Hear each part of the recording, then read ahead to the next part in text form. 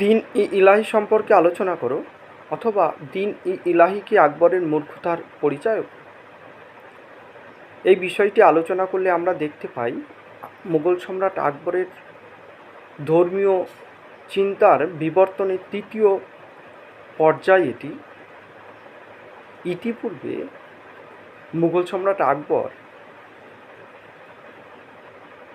1575 খ্রিস্টাব্দে ফতেপুর সিক্রিতে একটি উপাসনালয় বা উপাসনাগৃহ নির্মাণ করেছিলেন এবং এখানে তিনি বিভিন্ন ধর্মীয় সম্প্রদায়ের মানুষদেরকে এবং জ্ঞানীগুণী পণ্ডিতদেরকে আহ্বান করেছিলেন এই সভায় সেই ধর্মের মূল বিষয়বস্তু জানার জন্য। এভাবে তিনি হিন্দু, মুসলিম, জৈন, বৌদ্ধ, পার্সি এবং খ্রিস্টান এই সকল ধর্মীয় সম্প্রদায়ের মানুষদেরকে ডেকেছিলেন এবং সেই সব ধর্মের যেসব ভালো দিকগুলি রয়েছে সেগুলো তিনি জ্ঞান লাভ করার পর তিনি 1581 খ্রিস্টাব্দে মতান্তরে 1582 খ্রিস্টাব্দে এই দিন ই ইলাহি ধর্মমত প্রবর্তন করেছিলেন। কিন্তু এই যে দিন ইলাহি ধর্মমত, এটি কি একটি স্বতন্ত্র ধর্মমত ছিল? এ বিষয় নিয়েও অনেকের কাছে প্রশ্ন থেকে যায়। এখন আমরা যদি দেখি প্রতিটি ধর্মের ক্ষেত্রে একটি দেবতা বা একাধিক দেবতা থেকে থাকে, সেই সঙ্গে সঙ্গে কোন প্রচারক সেই ধর্মের থেকে থাকে, ধর্মীয় গ্রন্থ থাকে এবং ধর্ম পালনের জন্য উপাসনালয় বা উপাসনাগৃহ থেকে থাকে। কিন্তু আমরা দিন ই ইলাহির ক্ষেত্রে দেখতে পাই কোনো ধর্মীয় দেবতা বা কোনো ঈশ্বর বা উপাসনাগৃহ বা ধর্মগ্রন্থ কোনো কিছুরই এখানে আমরা এর স্থান লক্ষ্য করি না। মুঘল সম্রাট আকবরই ছিলেন এর প্রচারক এবং যে কেউ ইচ্ছা করলে এই ধর্মমত গ্রহণ করতে পারতেন। এখন এই দিন ই ইলাহি আলোচনা করলে এর মূল কতগুলি আমাদের কাছে বৈশিষ্ট্য চোখে পড়ে। কী কী এই বৈশিষ্ট্যগুলি? প্রথমত, এই বিভিন্ন ধর্মীয় সম্প্রদায়ের বা বিভিন্ন ধর্মের যে বিভিন্ন দিকগুলি এই দিন ইলাহির মূল বিষয় ছিল। যেমন উপনিষদ থেকে একেশ্বরবাদকে নেওয়া হয়েছিল, হিন্দু দর্শন থেকে জন্মান্তরবাদকে গ্রহণ করা হয়েছিল, বৌদ্ধ ও জৈন ধর্ম থেকে অহিংসা নীতিকে নেওয়া হয়েছিল এবং পার্সিকদের সূর্য উপাসনাকে নেওয়া এবং খ্রিস্টানদের সৌভ্রাতৃত্ববোধ, ইসলাম ধর্মের নামাজ, রমজান এবং হজ যাত্রা, এই 9টি বিষয়কে নিয়েই এই দিন ই ইলাহি মতাদর্শ গঠিত হয়েছিল। এই দিন ই ইলাহি মতাদর্শে আমরা কতগুলো গুরুত্বপূর্ণ বিষয় আরও লক্ষ্য করি। সেগুলি হলো, এই দিন ই ইলাহি গ্রহণকারী প্রত্যেক ব্যক্তিকে কতগুলি দায়িত্ব পালন করতে হতো। এছাড়াও তাদেরকে সম্রাটের কাছে প্রতিশ্রুতিবদ্ধ হতে হতো। কিসের প্রতিশ্রুতি?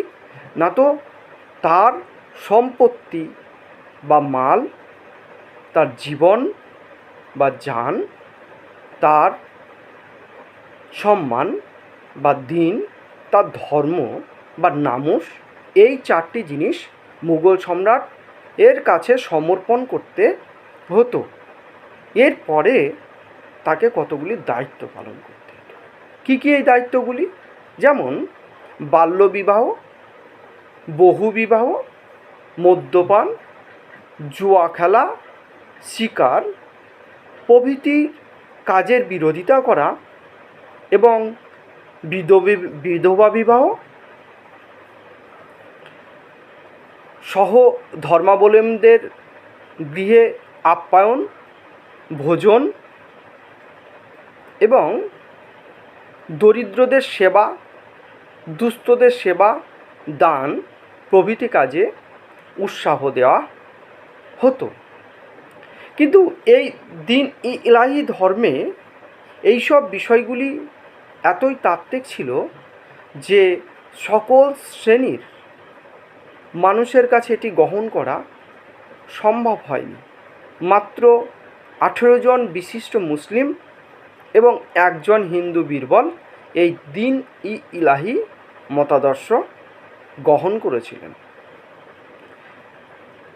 দিন ই ইলাহি এই মতাদর্শ গ্রহণ করলেও আমরা দেখি মোগল সম্রাট আকবরের মৃত্যুর সঙ্গে সঙ্গে এই দিন ই ইলাহিরও অবসান ঘটে।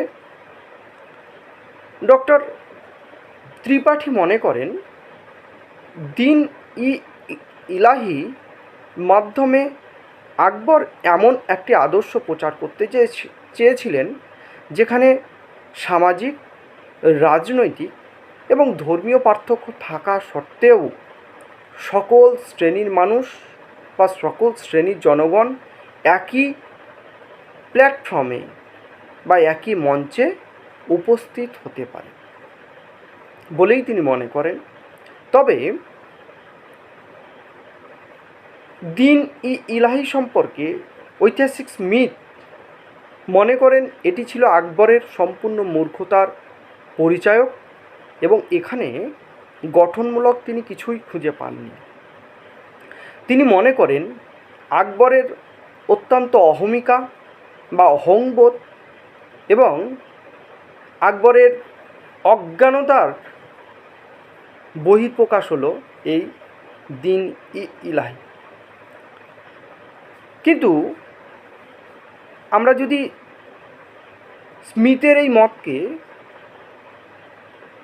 গ্রহণ করতে নির্দ্বিধায় গ্রহণ করতে পারি না বা করা সম্ভব নয়, কারণ আকবর এর মূল উদ্দেশ্য ছিল হিন্দু এবং মুসলিম শ্রেণীর মধ্যে মিলন এবং ঐক্য, যার মাধ্যমে ভারতের সামাজিক এবং সাংস্কৃতিক ঐক্য এবং রাজনৈতিক ঐক্য প্রতিষ্ঠিত হয়, যা ভারতবর্ষকে আরও বেশি সুদৃঢ় করে তুলবে।